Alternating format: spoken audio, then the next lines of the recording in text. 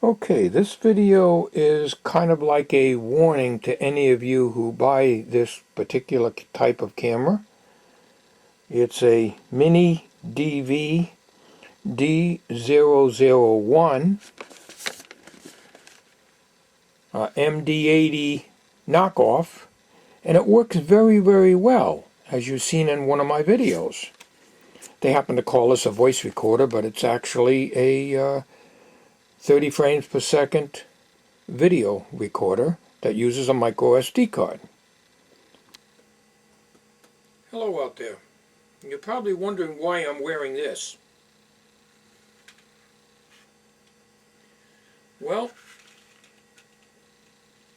the warning on this camera is it takes a micro SD card. When I first got the camera, I put the micro SD card in the camera. Then I went to plug it into my computer, and it says, please insert card in drive, or something to that effect anyways. I don't remember exactly what the words were, but I says, what the hell is going on here? Because I got the thing plugged in with the USB cord, USB 2 into the computer. Well, I look into the slot, and the card is gone. Now this happened last week when I got the camera. I looked all over the room, and you know how small a micro SD card is, and you know when you haven't got good eyesight such as me, it's virtually impossible to find things like that. Well, I looked all over all week, all over the desk, all over the floor, all around, because this is the area I was working at. Well, I never did find that card until tonight, because I got another card and I put it into the camera. And the camera was working good. When I did the leaf blowing incident up on the roof and everything was fine. But there's a thing you have to do you have to put a text file in there with the date so that the computer can see the date, so you can change the date, because my date was a year behind whatever the date was in on the camera when it was made, I guess. So in order to do that, it didn't tell me I had to take the card out and put it into my card reader, which is right here, in the little micro SD card adapter, and put it in here. So that's what I did. I didn't want to do it through the camera. It didn't tell me to do it through the camera, and it didn't tell me to use a card reader. So it told me that everything will be reformatted, or the format will change, or something like that. I kept getting that message up when I wanted to put that text file in. The text file consisted of a date and time, and you had to type in the proper date and time, and then put the card back into your camera, and then plug the camera into your computer. And that was successful using this. I didn't want to do it using a camera. So as a result, I got it all changed. I took it out of here and I went to put it in the camera. I was right here, and of course I used reading glasses. All of a sudden, I got the same error. Plugged the camera into the computer, and there's no disk in the drive.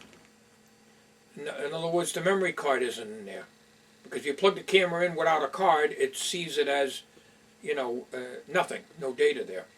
So it says, don't tell me I lost another card. Something, it must have went inside the camera. I shook the camera and I didn't hear anything rattling in there. So I put this on, and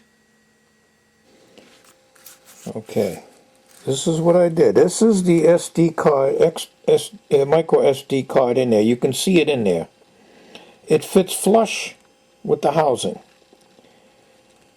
But it was a job getting in there, and it kept coming out.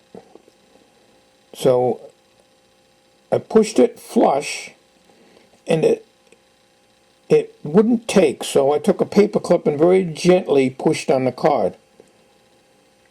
And it went inside the camera.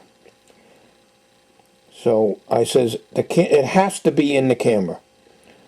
So you have 1, 2, 3, 4 screws, and you have to break that seal, but that's alright, I ain't bringing this back anyways. Okay, so you got four screws, which I had to magnetize the screwdriver using my telescopic magnetizer that I keep in my truck, so that I can pick up these grain of salt size screws. And what a job, even with the magnification and everything, to get these in here. But I got it.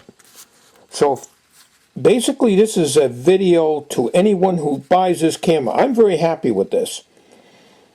But I'm also very happy that they found the card. They were both inside here. When I opened this up, the battery's right here.